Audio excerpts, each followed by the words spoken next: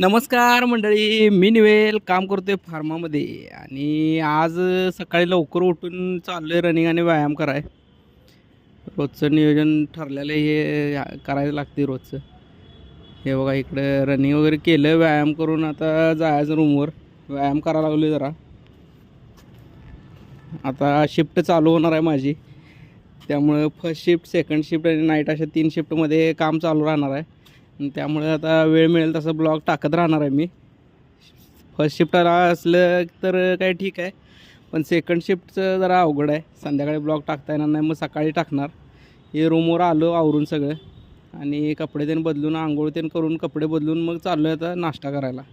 हे मध्ये रस्त्यात महादेवाला पाया पडलो, आरती चालू होती. इथं आलो नाश्ता करायला. तर नाश्ता केला आणि कंपनीत जायला बाहेर पडलो. आता स्टॉपवर जायचं, बस आली की बघायचं. हे बघा बस आली, हे बसमध्ये बसलो. हे बघा कंपनीत पोचलो. इकडं आज ट्रॅफिक कमी होतं त्यामुळे लवकर आलो. हे बघा आता मोबाईल जमा करायचा आणि परत घ्यायचा संध्याकाळी 5:30ला. हे बघा आता मोबाईल घेतला मी आणि चाललो आहे बसकडे.